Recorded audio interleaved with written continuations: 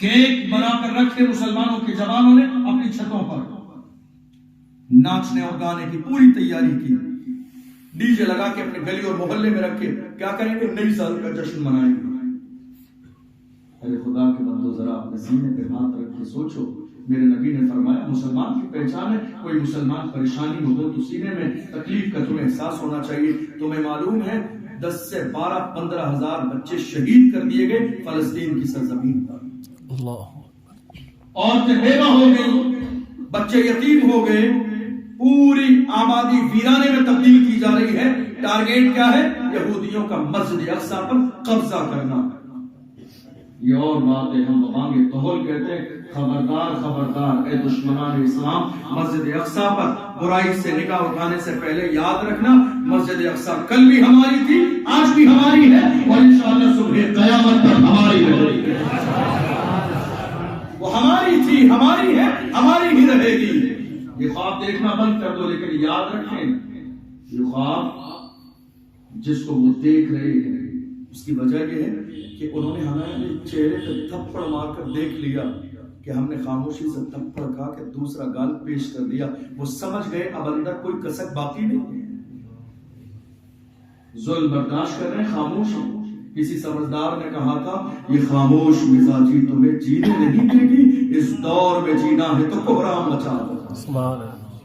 یہ پیغام دیا جگایا قوم مسلم کو، یہ خاموشی تمہارے لیے مناسب نہیں، یہ خاموشی تمہارے لیے بہتر نہیں۔ جاگو، زمانے کے مزاج کو سمجھو، زمانے کے انداز کو سمجھو، لوگوں کی چال کو سمجھو، ان کے انداز زندگی کو سمجھو، ان کے سوچنے اور سمجھنے کے رویے کو سمجھو۔ جس دن تم یہ سمجھ جاؤ گے، یاد رکھنا فلسطین کی سرزمین پر انشاءاللہ دوبارہ سے عزت کے ساتھ اسلام کا جھنڈا لہرائے گا۔ لیکن آپ محسوس کیجئے، مسلمان نئی سال کا جشن منانے کی تیاری کر رہے ہیں، ایک طرف ہمارے جوان جب صرف جذباتی نعرے لگانے کا موقع آتا ہے ایسا لگتا ہے ان سے زیادہ بڑا مسلمان دنیا میں کوئی نہیں، اور جب پریکٹیکل لائف کی بات آتی ہے تو سب سے زیادہ پیچھے کھڑے ہونے والی قوم کا نام اسلام ہے۔ یہ بات اگر میں غیروں کے سامنے اسٹیج پر ہوتا تو شاید نہ بولتا، لیکن آج ہم اللہ کے گھر میں ایک فیملی کی طرح اندر ایک مشورے اور میٹنگ کی طرح بات کریں، اس لیے کہہ رہا ہوں آج سب سے زیادہ بد عملی میں اگر گھری ہوئی قوم کوئی ہے تو وہ قوم مسلم ہے۔ آپ نے 31 منائی کس لیول پر؟ آپ جانتے ہیں جشن کب منایا جاتا ہے؟ لوگ کہتے ہیں جشن منائیں گے، نئی سال کا جشن۔ جشن کب منایا جاتا ہے؟ جشن کے لیے بھی کچھ اصول ہیں۔ کسی کے گھر میں جنازہ رکھا ہو جشن نہیں منایا جاتا، کسی کا بچہ شہید کر دیا جائے جشن نہیں منایا جاتا، کوئی عورت بیوہ ہو جائے جشن نہیں منایا جاتا، کسی کا گھر ویرانے میں تبدیل ہو جائے جشن نہیں منایا جاتا، کسی قوم پر ظلم ہو جشن نہیں منایا جاتا۔ جشن منایا جاتا ہے کسی مشن کے سکسیس ہو جانے پر، جشن منایا جاتا ہے کسی کام کے مکمل اور بہتر ہو جانے پر۔ اگر آپ 2024 کے آنے پر جشن منا رہے تھے تو ذرا 2023 کا خاکہ نگاہوں کے سامنے رکھو، تم نے پوری سال میں ایسا کون سا کارنامہ انجام دیا کہ جس کی بنیاد پر تم جشن منا رہے ہو؟ میں اپنے جوانوں سے یہ ہمیشہ پوچھتا ہوں، جشن کی تیاری کرنے سے پہلے یہ سوچو جشن کسی نہ کسی خوشی کے موقع پر منایا جاتا ہے، ہم نے ایسا کون سا 2023 میں کارنامہ انجام دیا کہ جس کی بنیاد پر ہم جشن کی تیاری کریں؟ تم خالی جشن کی تیاریوں میں لگے ہو، تمہیں معلوم نہیں ہے تمہاری مخالف پارٹیاں تمہارا صفحہ ہستی سے نام مٹانے میں لگی ہیں۔ تم جشن کی تیاری میں ہو، جشن کس بات کا جشن ہے، کیسا جشن ہے؟ اور آپ کو معلوم جشن کے نام پر شراب اتنی پی گئی کہ شراب کی دکانوں پر شراب ختم ہو گئی۔ کتنی مسلم بیٹیاں حجاب میں پکڑی گئی ہیں باضابطہ نائٹ کلب میں غیروں کے ساتھ ڈانس کرتے ہوئے۔ اللہ، کتنی مسلم لڑکیاں پکڑی گئی ہیں غیروں کے ساتھ اس نئی سال کے جشن کے نام پر زنا کرتے ہوئے۔ اس نئی سال کے جشن کے نام پر کتنے مسلمانوں کے علاقے ایسے ہیں جہاں مسلمانوں کی بچیاں بھاگ گئی ہیں۔ ہم کس چیز کا جشن منا رہے ہیں؟ مسجد اقصی کی چیخیں آپ کے کانوں تک نہیں پہنچ رہی؟ وہاں کے حالات آپ کی نگاہوں کے سامنے نہیں ہیں؟ آخر جشن ہے تو کس چیز کا جشن ہے؟ میں اپنے جوانوں سے ہمیشہ کہتا ہوں خدا کے بندو تمہاری غیرت وہ اسلامی غیرت جس غیرت کی بنیاد پر مسلمانوں نے دنیا کے ہر علاقے میں اسلام کے جھنڈے لہرائے تھے، وہ غیرت آج کہاں گئی؟ ہماری قوم کے جوانوں کو یہ معلوم نہیں۔ میرے آقا صلی اللہ علیہ وسلم کے غلاموں کا دور یہ تھا۔ حضرت حنظلہ رضی اللہ تعالی عنہ شادی کی رات جب اپنی بیوی کے پاس تھے، اللہ کے محبوب نے اعلان فرمایا تھا، اے میرے جانشاروں آؤ، اسلام کو اب تمہاری جوانی کی ضرورت ہے، تلوار اٹھانی پڑے گی اسلام کی عظمت بچانے کے لیے۔ اللہ کے محبوب صلی اللہ علیہ وسلم نے جب اعلان فرمایا، تمام مسلمان جب نکلے تھے، حضرت حنظلہ پہلی رات کے دولہا بھی دوڑتے ہوئے مصطفیٰ کے قدموں میں آ گئے۔ سبحان اللہ سبحان اللہ، آئے میرے نبی کے قدموں میں، اور اس کے بعد جانتے ہو شہادت ہو گئی۔ بیوی کے پاس سے آئے تھے، غسل کا موقع نہیں ملا تھا، شہادت ہو گئی۔ جب بعد میں شہداء کی لاشیں جمع کی گئیں تو حضرت حنظلہ رضی اللہ تعالیٰ عنہ کی لاش ملتی نہیں تھی۔ صحابہ نے کہا یا رسول اللہ ملتی نہیں ہے۔ اللہ کے محبوب نے فرمایا پریشان نہ ہو، مل جائے گی۔ تھوڑی دیر کے بعد جب ان کی لاش ملی تو ان کے جسم سے پانی کے قطرے ٹپک رہے تھے۔ میرے نبی نے فرمایا دراصل یہ اپنی بیوی کے پاس سے بغیر غسل کیے ہوئے آ گیا تھا، اللہ کو اس کی ادا اتنی پسند آئی کہ فرشتوں نے اسے غسل دیا۔ یہ ہماری تاریخ ہے، یہ قوم مسلم کی تاریخ ہے۔ ہم کہاں کھوئے ہوئے ہیں؟ ڈاکٹر اقبال نے قوم مسلم کے جوانوں کے ضمیر کو جھنجھوڑ کر کہا تھا، شور ہے ہو گئے دنیا سے مسلمان آبود۔ ہم یہ کہتے ہیں کہ تھے بھی کہیں مسلم موجود، وضع میں تم ہو نصارہ تو تمدن میں یہود۔ یہ مسلمان ہیں جنہیں دیکھ کے شرمائے حدود، یوں تو سید بھی ہو، مرزا بھی ہو، افغان بھی ہو، تم سبھی کچھ ہو بتاؤ تو مسلمان بھی ہو۔ آج ذات اور برادری کے نام پر جو فخر کیا جا رہا ہے، ڈاکٹر اقبال نے کہا یہ ساری چیزیں بعد میں ہیں، پہلے اپنے سینے کو ٹٹولنے کی کوشش کرو، تمہارا ایمان سلامت ہے، ایمان سلامت نہیں ہے۔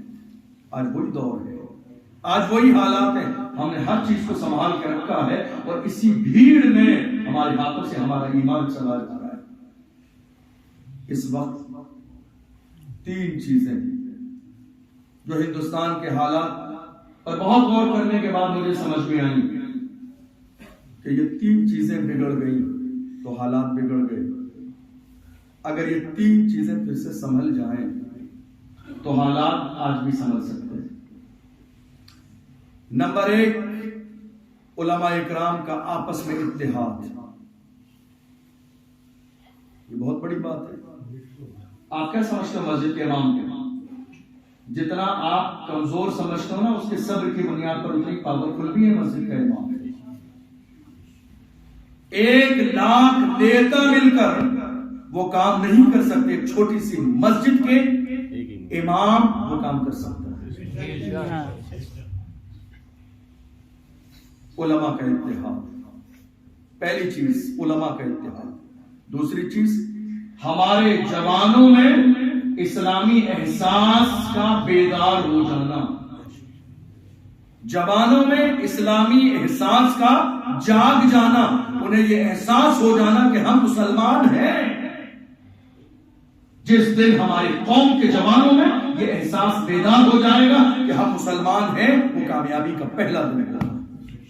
اور تیسرا آپشن، ہماری قوم کے وہ مالدار لوگ جنہیں اللہ نے مال و دولت سے نوازا ہے، وہ بجائے اپنی عیاشیوں میں دولت خرچ کرنے کے ایمانداری کے ساتھ قوم مسلم کی فلاح و بہبود کے لیے ایمانداری کے ساتھ دولت نکال کر خرچ کریں۔ جہاں جس قوم میں یہ تین چیزیں جمع ہو جائیں گی، انشاءاللہ آنے والا دور اس قوم کا ہے۔ اور افسوس کہ آج یہ تینوں چیزیں نہیں ہیں ہمارے پاس۔ سمجھ رہے ہیں آپ؟ یہ تینوں ہی چیزیں ہمارے پاس نہیں ہیں، الا ماشاءاللہ۔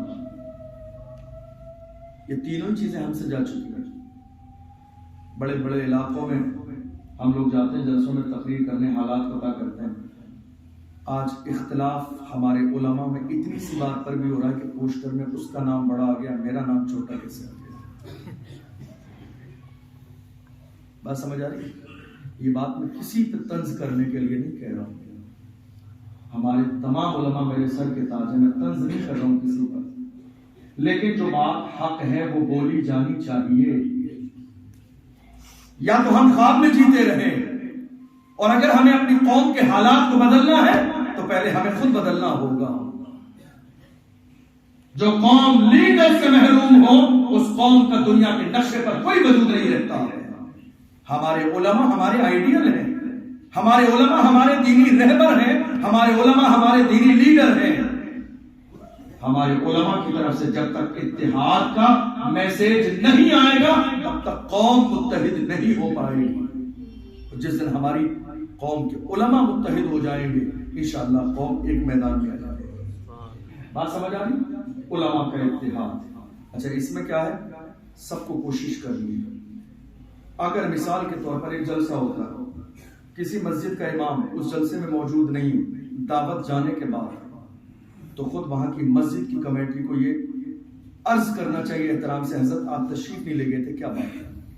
دعوت نہیں آئی تھی وہ بتائیے، یا پھر آپ نہیں گئے وہ بتائیے. میں بہت پریکٹیکل بات کہتا ہوں. میں نے شروع میں اس لیے کہا آپ کو شاید میری بات کڑوی لگے، لیکن حقیقت یہ ہم نے یہ دیکھا جہاں جن علاقوں میں علماء کا آپس میں اختلاف ہے وہاں کی قومیں ترقی کر ہی نہیں پاتی. 100 لوگ ہیں، 10 لوگ ان حضرت کے خاص ہیں، 10 لوگ ان حضرت کے خاص ہیں، 10 لوگ ان حضرت کے خاص ہیں، 10 لوگ ان حضرت کے خاص ہیں. یہ حضرت پٹیاں پڑھا رہے ہیں ان سے نہیں ملنا، یہ پٹیاں پڑھا رہے ہیں ان سے نہیں ملنا، یہ کہہ رہے ہیں ان سے نہیں ملنا، یہ ہمارے خاص ہیں ان سے نہیں ملنا. ارے خدا کے بندو تم گروپ بنانے کے لیے نہیں آئے ہو، تمہارا کام گروپ بنانا نہیں، گروپوں کو ایک ملانا ہے. سبحان اللہ، بے شک صحیح. تمہارا کام بانٹنا ہے، ملانے کا کام ہے، ملانے کا کام کرو. یہ ہمارے خاص ہیں، یہ ان کے خاص ہیں، یہ فلاں کے حضرت کے خاص ہیں، یہ فلاں. ارے یار کیا ہے یہ سب؟ اسلام نے ہمیں یہ مزاج نہیں دیا، میرے نبی نے یہ مزاج نہیں دیا. پیغمبر اعظم صلی اللہ علیہ وسلم کا مزاج یہ ہے، ایک ہی صف میں کھڑے ہو گئے محمود و ایاز، نہ کوئی بندہ رہا اور نہ کوئی بندہ نواز. اسلام کے اندر گورے اور کالے کی بنیاد پر فرق نہ کیا جائے گا. پیغمبر کا فرمان ہے لا فضل لعربی علی عجمی ولا لابیض علی اسود. کسی بھی عرب کے بندے کو عجمی پر کوئی فضیلت حاصل نہیں ہے، کسی گورے کو کالے پر کوئی فضیلت حاصل نہیں ہے. میرے نبی نے فرمایا الا بالتقوی، فضیلت ہوگی تو تقوی کی ہوگی. علماء کا اتحاد وقت کی سب سے زیادہ بڑی ضرورت ہے. حالات تو یہاں تک ہم نے دیکھ لیے، یہاں تک بات پہنچ گئی. وہ آئیں گے پروگرام میں تو ہم نہیں آئیں گے، وہ جلسے میں آئیں گے تو ہمیں مت بلانا. بات سمجھ آ رہی؟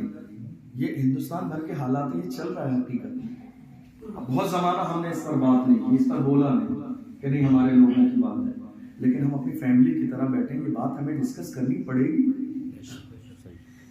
آپ خواب میں کب تک جیئیں گے، پردے میں کب تک جیئیں گے؟ کبھی تو حقیقت کا سامنا کرنا پڑے گا آپ کو.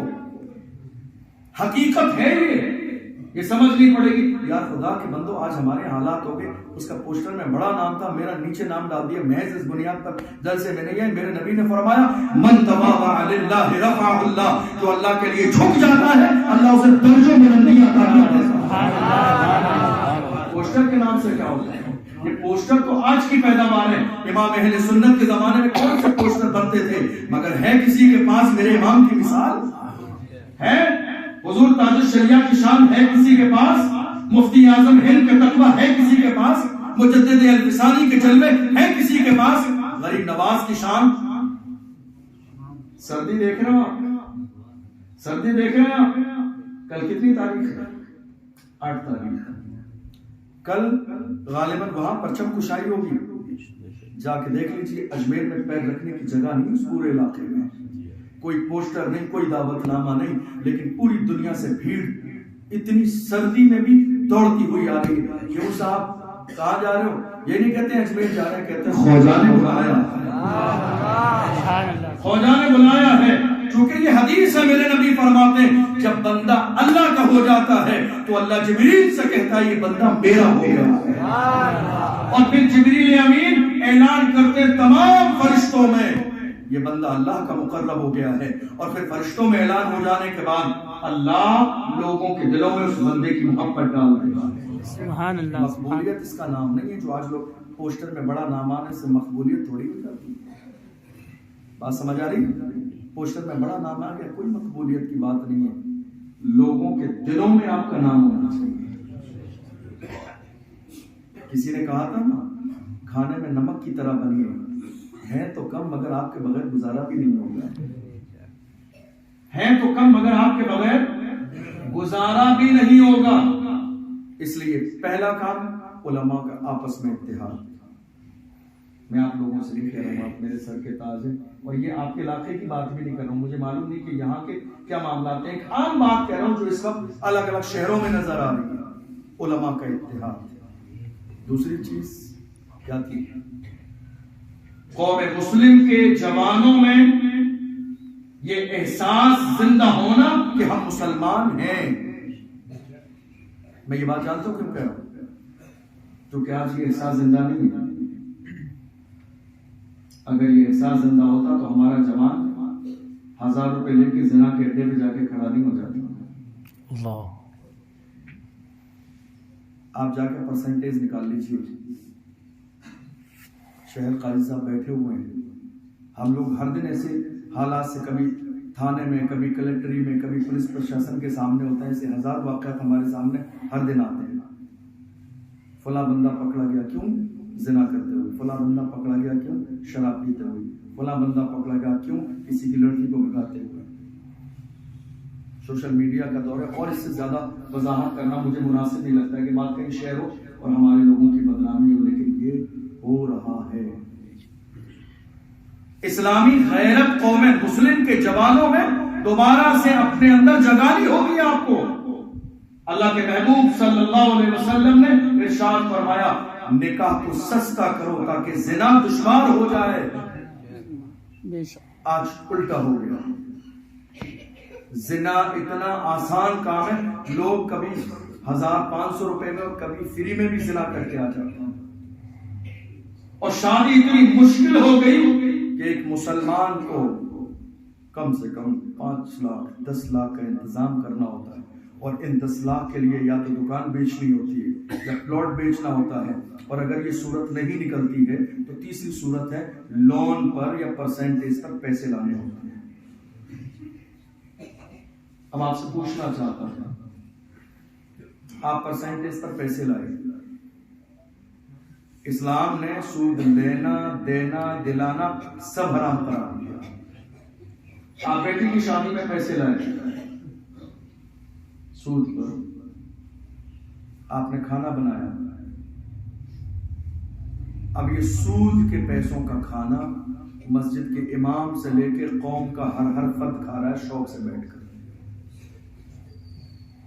یہی نقصان۔ آپ کہہ رہے ہیں آپ کی دعائیں قبول کیوں نہیں ہو رہی؟ آپ کی دعا قبول نہیں ہو رہی، لوگ کہتے ہیں ارے یار علماء کرام بتاتے رہتے ہیں فلاں سورت پڑھو تو فلاں فائدہ، فلاں وظیفہ پڑھو فلاں فائدہ، سارے وظیفے پڑھ دیے کوئی رزلٹ نہیں آئے گا کیسے؟ رزلٹ آئے گا کیسے؟ حال یہ ہے کہ کسی نہ کسی انداز میں ہماری زبان پر حرام پہنچ رہا ہے۔ آپ کو معلوم ہے بڑے بڑے اولیاء کرام لوگوں کے گھروں کی دعوتیں قبول نہیں کرتے، اسی لیے آج بھی بڑے بڑے اللہ والے ایسے ہیں جو آپ کے دروازے پہ آ کے روکھی روٹی چٹنی سے کھا لیں گے لیکن آپ کے ولیمے میں شرکت نہیں کریں گے، چونکہ وہ جانتے ہیں یہ جو عالی شان تم نے 2 لاکھ کا پنڈال لگایا ہوا ہے، 3 لاکھ کا میرج ہال بک کیا ہوا ہے، 10 رنگ کے کھانے بنے ہیں، ارے خدا کے بندو پیٹ پہ پتھر باندھ لو مصطفیٰ جان رحمت کے غلاموں کی طرح، مگر یہ سود کا کھانا کھا کے اپنے آپ کو جہنم کا ایندھن نہ بناؤ۔ سبحان اللہ، حق۔ قرآن نے کہا یا ایھا الذین آمنوا قوا انفسکم واہلیکم نارا، پیغمبر سے کہا گیا میرے محبوب ان سارے لوگوں کو آپ جہنم کی آگ سے بچائیے۔ ایمان والوں سے کہا جا رہا ہے، محبوب کے ذریعے خطاب کیا جا رہا ہے بچاؤ اپنے دامن کو، اپنے وجود کو جہنم کی آگ سے۔ کیا ہو رہا ہے آج یہ قوم مسلم میں بیماری جب سے دکھاوے کی چل گئی نا، دکھاوے کی بیماری، لوگ اچھا کہیں، تعریف ہو جائے، ارے صاحب فلاں صاحب نے کیا کھانا بنایا، ارے صاحب فلاں صاحب نے کیا ٹینٹ لگایا، ارے صاحب کیا شادی کی تھی، محض اس ایک تعریف کے جملے کے لیے ہم اپنی دنیا اور آخرت ساری تباہ و برباد کر دیتے ہیں۔ دنیا کی تعریف اور دنیا کی اس جملے اور دنیا کی پسند کی کوئی حیثیت نہیں ہے۔ آپ نے جو شادی 10 لاکھ روپے کی ہے، کل کوئی مالدار آدمی 12 لاکھ کی شادی کر دے گا، تمہاری 10 لاکھ کی شادی جو ہے ایک دن میں بندہ بھول جائے گا۔ لوگوں کی تعریف کے لیے اپنی آخرت خراب کرنا یہ کوئی عقل مندی والی بات نہیں۔ آپ جانتے ہیں صحابہ اکرام کا مزاج کیا تھا؟ آج ہم خوب حضرت مولا کائنات رضی اللہ تعالیٰ عنہ کا نام لیتے ہیں، افسوس یہ ہے کہ ہماری زبان پر رہ گیا، ہمارے دل میں نہیں رہا کچھ۔ میں ایک جملہ کہہ رہا ہوں، آپ میری بات سے ایگری کریں گے۔ آج ہم مسلمان دکھنا چاہتے ہیں، مسلمان بننا نہیں چاہتے۔ ہم مسلمان دکھنا چاہتے ہیں دور سے، نہیں صاحب ہمارے سر پہ ٹوپی ہے، مسلمان مسجد میں جمعے کی نماز پڑھنے جاتے ہیں، ہم مسلمان ہیں۔ ہم دوسروں کو مسلمان دکھنا چاہتے ہیں، پریکٹیکل لائف میں ہم مسلمان بننا نہیں چاہتے۔ ہم دنیا کو نیک دکھنا چاہتے ہیں مگر نیک بننا نہیں چاہتے۔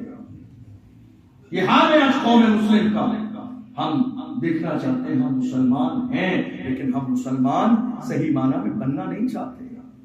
یہی وجہ ہے، اور اگر ہم مسلمان بننا چاہتے تو مصطفیٰ کی بیٹی سے زیادہ اچھی شادی اس کائنات میں اور کس کی ہو سکتی ہے؟ جوانوں کے ذہن میں، آپ کے ذہن میں ہے یا نہیں؟ کہاں کی مولا کائنات نے شادی؟ مسجد میں، اللہ کے گھر میں۔ کس کی شادی؟ خاتون جنت کی۔ کون خاتون جنت؟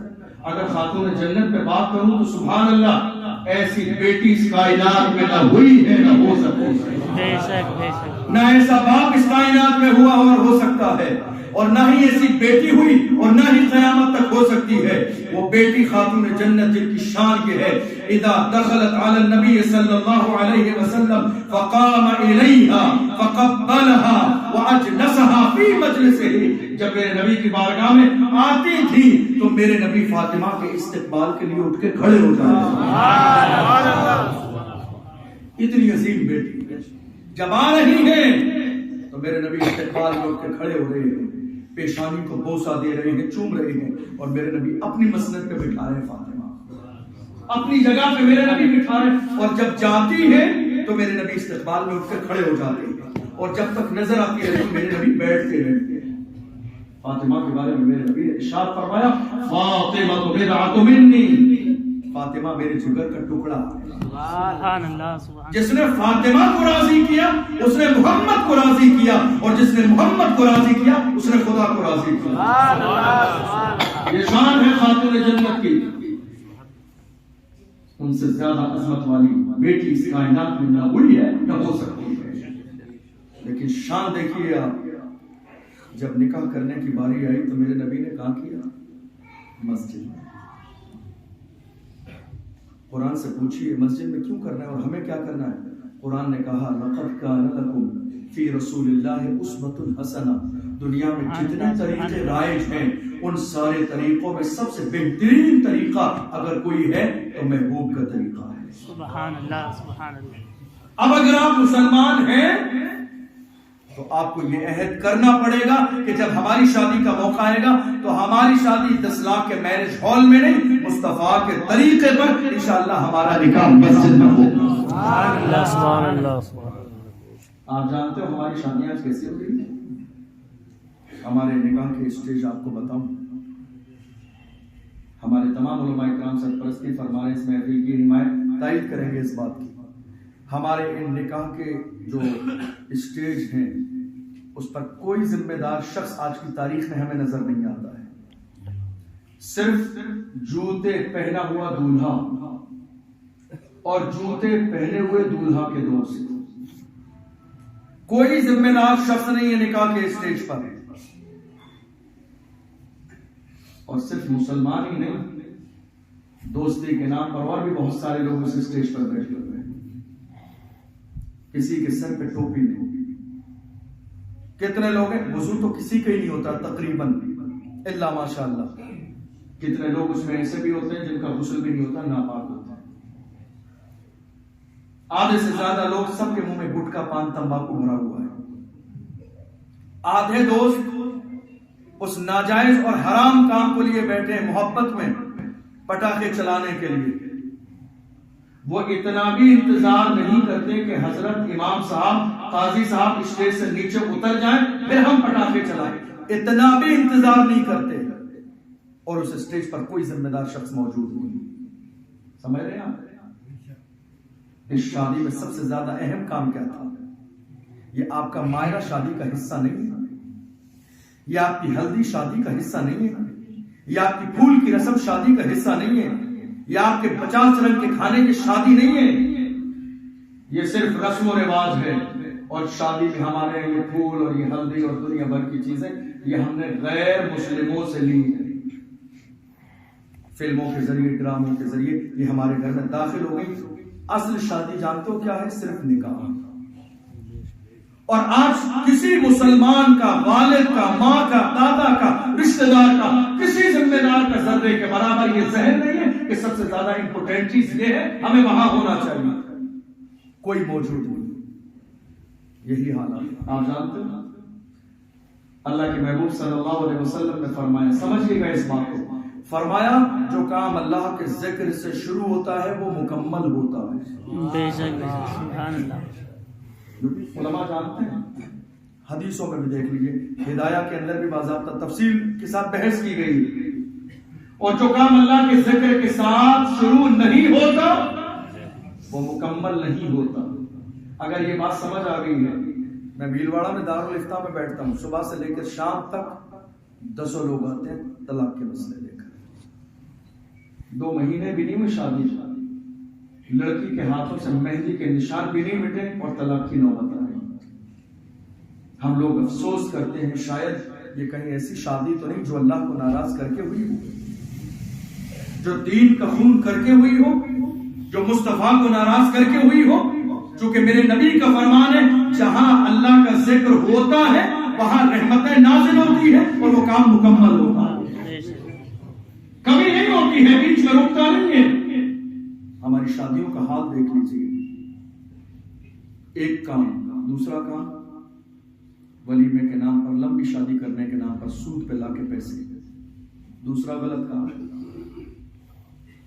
پوری شادی ہو گئی شریعت کے خلاف، پھر جب لڑکی کی رخصتی ہوتی ہے نا تو گھر والے کہتے ہیں قرآن شریف اٹھا کے لائیے اور اوپر پکڑ کے چلیے، لڑکی کی جو رخصتی ہے وہ قرآن کے سائے میں۔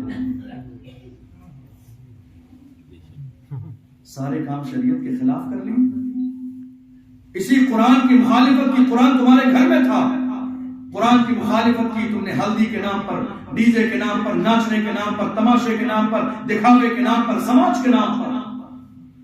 یہ قرآن جیسی عظیم کتاب آپ کے گھر میں تھی مگر کوئی لحاظ نہیں کیا، سارے شریعت کے خلاف، قرآن کے خلاف کام کرنے کے بعد رخصتی کے وقت کہہ رہے نہیں صاحب قرآن کے سائے میں ودا ہوگی، اب قرآن کے سائے میں ودا ہو جائے گی تو کیا ہو جائے گا؟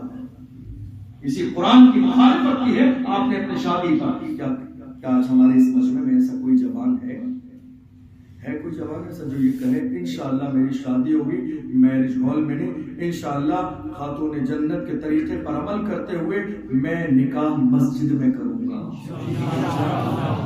ہے یہاں کوئی اس مجمع میں؟ ہے کوئی اس مجمع میں؟ نام محمد کا نعرہ لگانے والے، حضور کے نام پر مرنے مٹنے والے وہ مسلمان ہیں جو یہ عہد کر لیں ہمیں شادی کے موقع پر نہ جہیز چاہیے، نہ جہیز کا مطالبہ ہوگا، اللہ نے ہمیں مرد بنایا ہے، ہمارے بازو میں طاقت عطا فرمائی ہے، ہم لڑکی والوں سے مطالبہ نہیں کریں گے، عزت کے ساتھ رزق کمائیں گے، اللہ نے جو ہماری قسمت میں لکھا ہے انشاءاللہ وہ ہمیں مل کے رہے گا۔ ہماری شادیاں آج بالکل اسلام سے ہٹ گئی ہیں، ہماری شادیاں آج بالکل دین سے ہٹ گئی ہیں۔ میں نے کیا کہا؟ ہم مسلمان بننا چاہتے ہیں، مسلمان دکھنا چاہتے ہیں، بننا نہیں چاہتے۔ میں نے اعلان کیا آپ کے اس پورے مجمع میں سے ایک بندہ کھڑا نہیں ہوا یہ کہنے کے لیے کہ میں شریعت کے خلاف شادی نہیں کروں۔ سبحان اللہ۔ اور کوئی اس مجمع میں دوسرا جو یہ کہہ دے میں اپنی شادی میں جہیز نہیں لوں گا؟ نعرہ تکبیر، اللہ اکبر، بس یہ لوگ ہیں؟ اور بھی کوئی اتنی بڑی مسجد میں جو یہ کہیں مجھے شادی میں نہ جہیز چاہیے اور نہ ہی میں شریعت کے خلاف شادی کروں گا؟ انشاءاللہ، سبحان اللہ، سبحان اللہ۔ ان کے چہرے پہچان کے رکھیے گا۔ الحمدللہ اللہ کرے آپ سلامت رہیں، اور آپ جو نیت آج کی تاریخ میں اس مسجد میں کر رہے ہیں اللہ اس نیت پر آپ کو قائم و دائم فرمائے، اور یہ عہد کر لیجئے ہمیں لڑکی والوں سے جہیز کا مطالبہ نہیں کرنا ہے۔ آپ جانتے ہیں میرے دل میں درد ہے ہماری قوم سے زنا ختم ہو جائے، آپ چاہتے ہیں یا نہیں چاہتے؟ آپ چاہتے ہیں نہیں چاہتے؟ ہم چاہتے ہیں ہماری قوم سے زنا ختم ہو جائے، لیکن زنا عام کی ہو رہا ہے، شادیاں مہنگی ہو گئی صرف اس لیے کہ شادیاں مہنگی ہو گئی، زنا عام ہو گیا۔ میرے نبی نے فرمایا شادی سستی کر دو، زنا کے دروازے ہمیشہ کے لیے بند ہو جائیں گے۔ اور ضرورت اس بات کی ہے کہ ہماری قوم کے جوان آگے آئے، وہ مہم چلائیں، اور علل اعلان بہت ساری چیزوں کا آپ روزانہ اسٹیٹس لگاتے ہیں، بہت ساری چیزوں کا، اللہ کرے آپ کی زندگی خوشحال رہے، ایسی لگاتے رہے، لیکن ایک اسٹیٹس آج سے یہ بھی لگائیے، انشاءاللہ 2 چیزوں کا آپشن بڑھائیے، نہ تو مجھے شادی میں کسی لڑکی والے سے جہیز چاہیے، اور میرا نکاح انشاءاللہ مصطفیٰ کی بیٹی کے طریقے پر مسجد میں ہو۔ اسٹیٹس لگانے والی وہ چیز نہیں ہے، ناچنے اور گانے والے، سمجھ رہے ہیں آپ، دکھاوے والی چیزیں، اسٹیٹس یہ لگائیے، یہ والا اسٹیٹس لگائیے، انشاءاللہ اس اسٹیٹس سے آپ کا اسٹیٹس بڑھ جائے گا۔ دنیا سمجھ جائے گی آپ محمد عربی کے غلام ہیں، دنیا سمجھ جائے گی آپ سینے میں آج بھی اسلام زندہ ہے، دنیا سمجھ جائے گی آج بھی آپ قرآن پر عمل کرنے والے ہیں۔ الحمدللہ ہماری تاریخ یہ رہی ہے، ہمارا مزاج یہ رہا ہے، ہمارا انداز یہ رہا ہے، قوم مسلم کی تاریخ ہے۔ ڈاکٹر اقبال سے پوچھو تو ڈاکٹر اقبال فرماتے ہیں ہمارا حال یہ تھا، دی اذان کبھی یورپ کے کلیساؤں میں، کبھی افریقہ کے تپتے ہوئے صحراؤں میں، شان آنکھوں میں نچستی تھی جہانداروں کی، کلمہ پڑھتے تھے ہم چھاؤں میں تلواروں کی، ہم جو جیتے تھے تو جنگوں کی مصیبت کے لیے، اور مرتے تھے تیرے نام کی عظمت کے لیے، دست تو دست ہے دریا بھی نہ چھوڑے ہم نے، میرے ظلمات میں دوڑا دیے گھوڑے۔ نعرہ تکبیر، نعرہ رسالت، نعرہ رسالت۔ ہماری تاریخ ہے، ہمارے جوانوں کی تاریخ ہے، آپ کو معلوم نہیں؟ یار خدا کے بندو تمہاری جوانی اس لیے نہیں ہے گھر میں بیٹھ کر تم انتظار میں رہو کوئی اچھا رشتہ مل جائے۔ اچھا رشتہ آج کے زمانے میں کیا، شہر قاضی صاحب کے پاس ایک بندہ ہے، حضرت کوئی اچھا رشتہ چاہیے، حضرت کے رابطے میں بہت سارے لوگ ہیں، الحمدللہ پبلک سے جڑے ہوئے بندے ہیں، ایک رشتہ بتایا فلاں بندے حاجی ہیں، نمازی ہیں، بڑے پرہیزگار ہیں، بیٹی بھی قرآن پڑھی ہوئے، اچھا رشتہ نکاح کر لیجیے، دیکھ لیا، کاروبار پتہ کر لیا، بزنس پتہ کر لیا، کہا نہیں حضرت اچھا رشتہ بتائیے۔ حضرت نے پھر ایک اور حاجی نمازی پرہیزگار متقی فیملی بتا، پھر بھی سمجھ میں نہیں، حضرت اور اچھا رشتہ بتائیے۔ اب حضرت بھی سمجھ گئے، ہم بھی سمجھ گئے، اب تمہیں مالدار بندہ چاہیے۔ اچھا رشتہ کیا مطلب ہے؟ نمازی اچھا نہیں ہے، روزے دار اچھا نہیں ہے، حاجی اچھا نہیں ہے، متقی اچھا نہیں ہے، تہجد گزار اچھا نہیں ہے، وہ لڑکی اللہ اکبر جو تہجد گزار ہے وہ اچھی نہیں ہے۔ تمہارے نزدیک اچھا پیمانہ کیا ہے؟ مالدار ہو۔ میرے نبی نے فرمایا جو کسی لڑکی سے اس لیے شادی کرے گا کہ دولت مل جائے، میرے نبی فرماتے ہیں اللہ اسے اور زیادہ بڑا محتاج بنا دے گا۔ اللہ اکبر۔ جو اس لیے شادی کرے مجھے لڑکی کی دولت مل جائے، اللہ اسے اور زیادہ محتاج بنا دے گا۔ نہیں، اللہ نے تمہاری قسمت میں جو لکھا ہے وہ تمہیں مل کے رہے۔ مرد ایسے نہیں ہوتے۔ تم نے شادیاں دیکھی نہیں؟ شادیاں کیسی ہوئی ہیں اسلام کی؟ آج حال یہ ہے ہم کتنے لڑکیوں کے باپ خودکشی کر کے انتقال کر جاتے ہیں محض اس لیے کہ میں 4 بیٹیوں کا باپ کو شادی کیسے کروں گا۔ اللہ، یہ ماحول کس نے آنے دیا؟ ہم نے آنے دیا۔ کتنی لڑکیوں کے باپ ایسے ہیں سردی کے زمانے میں لحاف میں بلینکیٹ میں پوری رات چہرہ دبا کے آنسو بہا رہے ہوتے ہیں، اے اللہ گھر میں 4 جوان بیٹیاں بیٹھی ہیں، کہاں سے لاؤں جو ان کا رشتہ کرنا۔ یہ حال آج قوم مسلم کا ہے۔ مطالبے اور لسٹیں بنا کے شادی کے نام پر مسلمان بھیج رہے ہیں، نہیں صاحب میرا بیٹا بہت پڑھا لکھا ہے، بہت قابل ہے۔ پڑھا لکھا ہے قابل ہے تو اس کا مطلب اس کی ساری قابلیت کی فیس لڑکی والا ادا کرے گا؟ ارے یار خدا کے بندو، تم مسلمان ہو، جوان ہو، جوانی کا انداز یہ نہیں ہے تم آج 17 سال کی جوانی میں شراب کے اڈے آباد کر رہے ہو. 17 سال کی جوانی میں محمد بن قاسم نے سندھ کو آباد کر دیا. اسلام کا جھنڈا لہرا دیا تھا 17 سال کی جوانی میں. تمہیں یاد ہے طارق ابن زیاد کا نام تم نے سنا یا نہیں سنا؟ طارق ابن زیاد کا حال یہ تھا, سبحان اللہ, اسپین کی سرزمین پر طارق ابن زیاد آئے. طارق ابن زیاد جب اسپین کی سرزمین پر آئے, حال یہ تھا 10 سے 12 ہزار کا لشکر لے کر آئے, اور اسپین کی سرزمین پر یہودی اور عیسائی 1 لاکھ کا لشکر جرار کھڑا ہے استقبال کرنے کے لیے.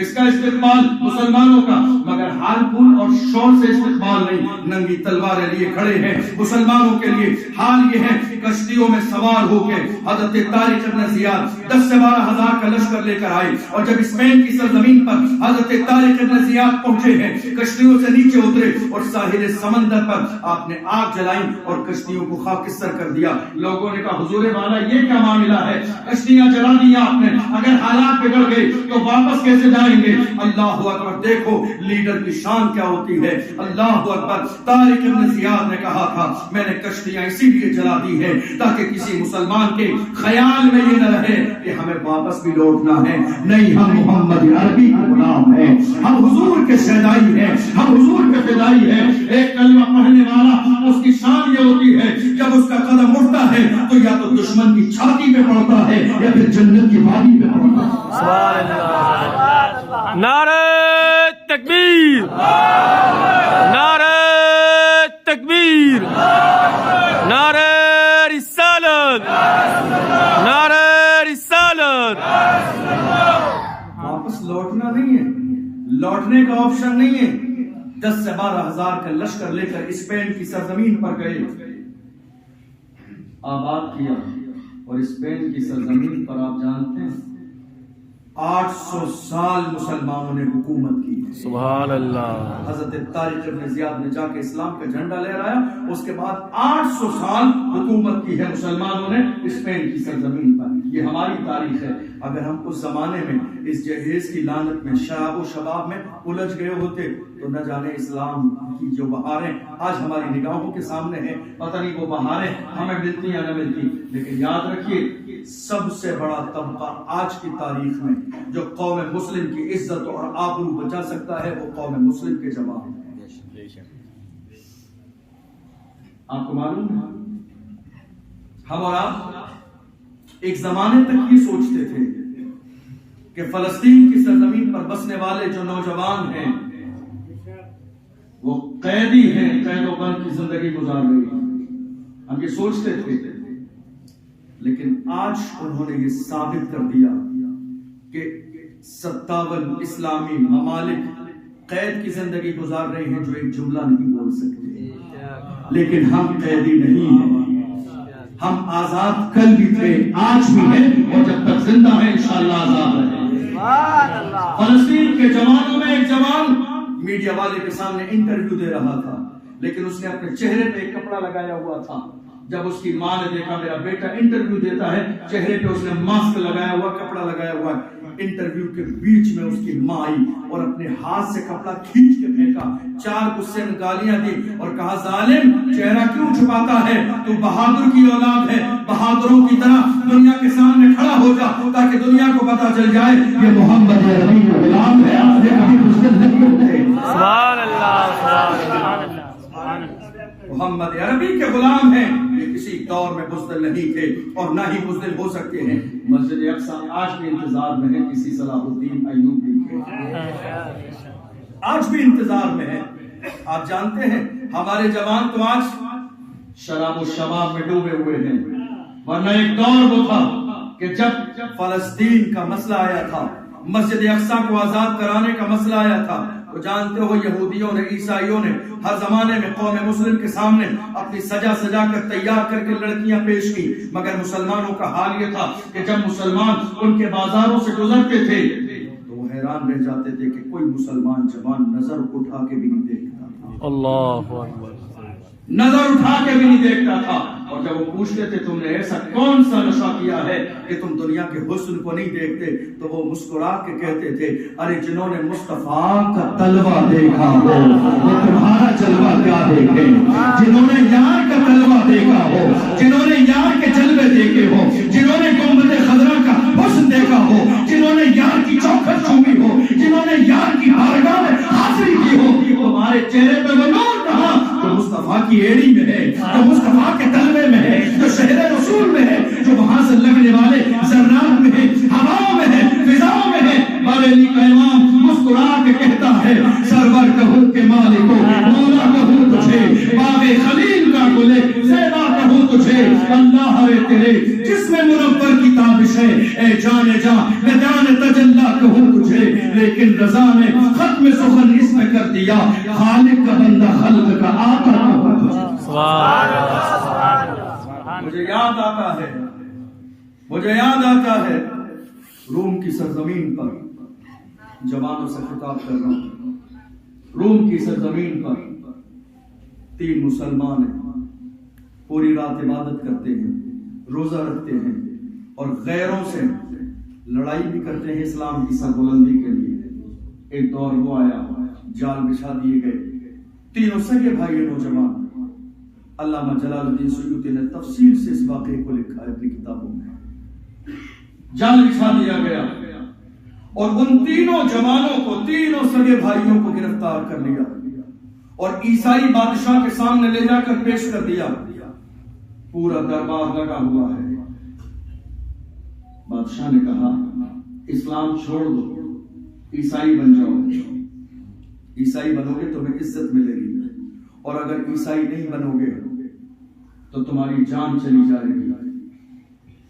تو انہوں نے مسکرا کے اپنے انداز میں کہا تھا غلامان محمد جان دینے سے نہیں ڈرتے، یہ سر رہ جائے یا کٹ جائے کچھ پرواہ نہیں کرتے۔ تم کیا سوچ رہے ہو جن کے ہاتھوں میں محمد عربی کا دامن ہے وہ تمہاری ان دھمکیوں سے ڈرنے والے ہیں؟ ہرگز نہیں، نام محمد میں جان دینے کی بات آئے گی جان تو مسکرا کے دیں گے، لیکن اپنے نبی سے کبھی غداری نہیں کریں گے، نبی کا دامن نہیں چھوڑیں گے۔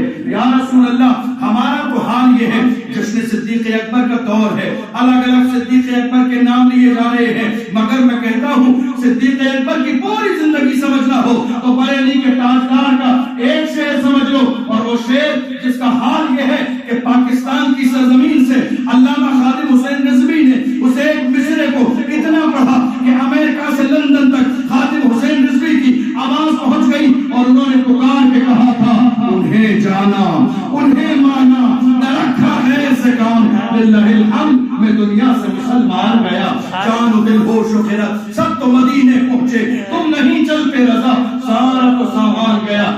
آپ کو سمجھنا ہے صدیق اکبر کی محبت کو، ایک شعر کو سمجھ لو سمجھ آ جائے گا۔ ابو بکر صدیق کی زندگی کا محور اور مقصد کیا ہے؟ وہ اپنے انداز میں کہتے تھے میرا تو آپ ہی سب کچھ ہے یا رسول اللہ، میرا تو آپ ہی سب کچھ ہے، میرا تو آپ ہی سب کچھ ہے یا رسول اللہ، میں جی رہا ہوں زمانے میں آپ ہی کے لیے، میرا تو آپ ہی سب کچھ ہے یا رسول اللہ، میں جی رہا ہوں زمانے میں آپ ہی کے لیے۔ اللہ اکبر۔ آپ اندازہ لگائیے مسلمان کسی بھی دور میں بزدل نہیں ہوتے۔ اب آپ سوچیں گے کہ آج کے زمانے میں مسلمان بزدل ہو گئے، نہیں، مسلمان بزدل نہیں ہوئے، پہلا ایمان کمزور ہوا، اس لیے یہ بزدلی ہے۔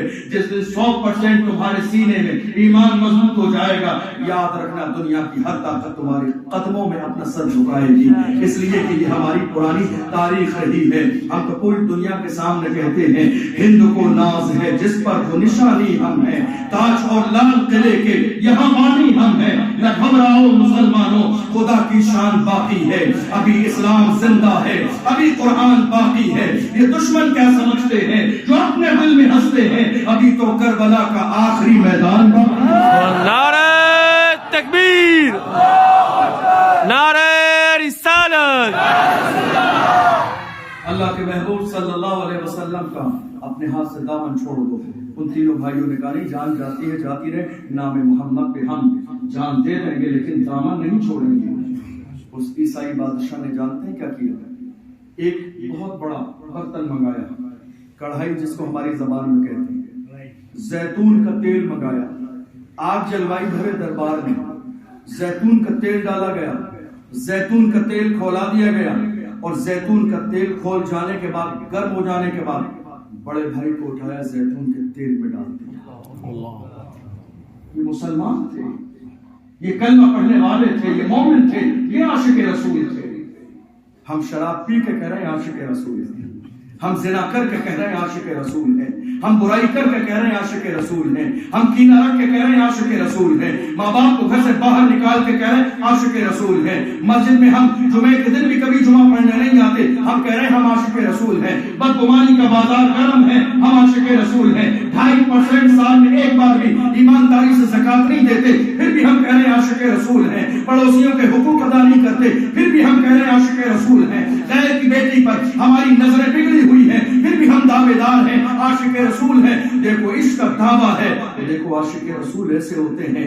زیتون کے تیل میں بڑے بھائی کو ڈال دیا گیا، خوشی سے اس نے چھلانگ تو لگائی ہے، رویا نہیں، جو ہے باضابطہ آنسو نے نکالے، ہاتھ باندھ کے کھڑا نہ ہوا، کسی بھی قیمت پر نام محمد پہ سمجھوتا نہیں کیا، چھلانگ لگا دیا۔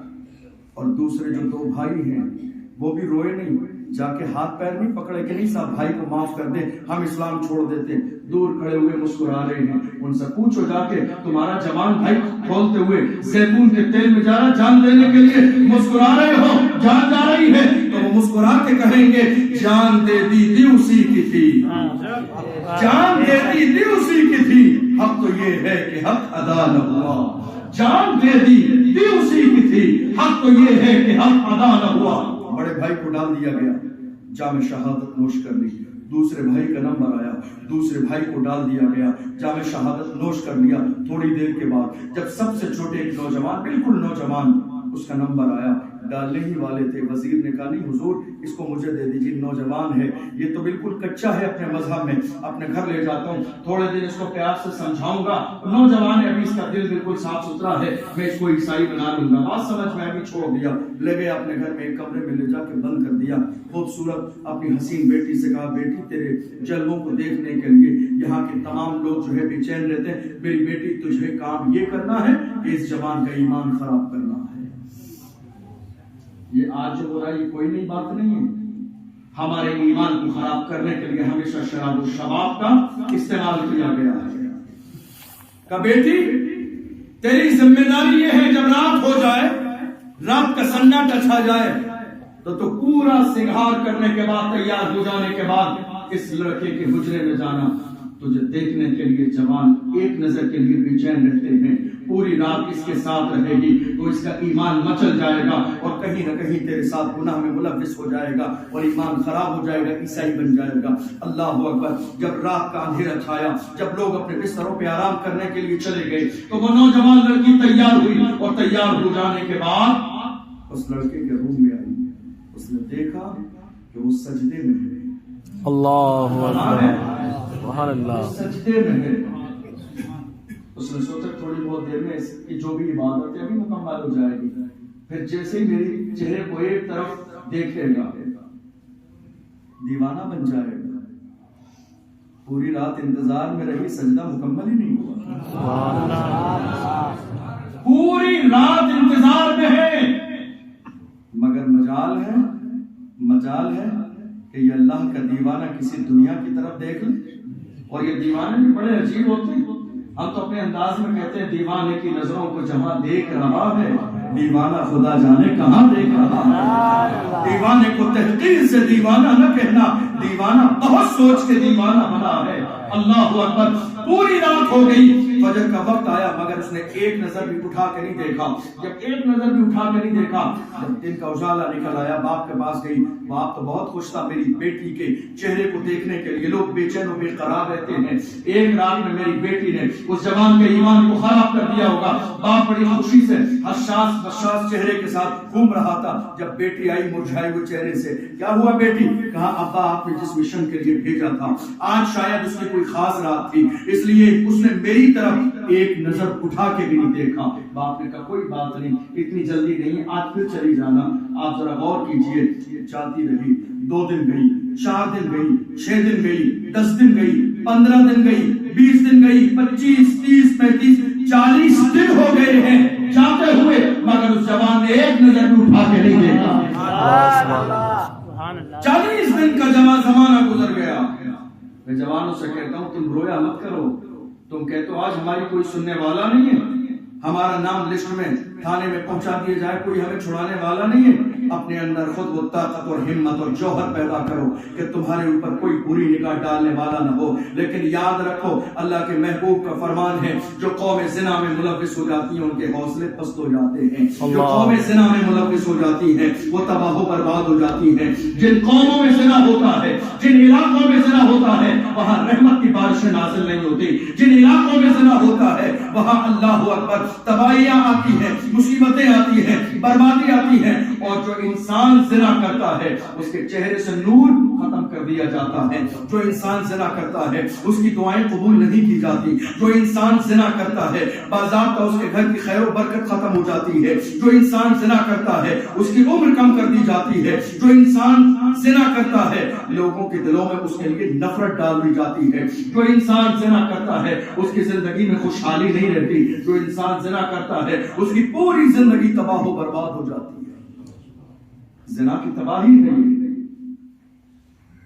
40 دن کا جب زمانہ گزرا وہ لڑکی گئی، اب 40 دن کے زمانے میں وہ لڑکی بہت متاثر ہو گئی اس مسلمان نوجوان سے،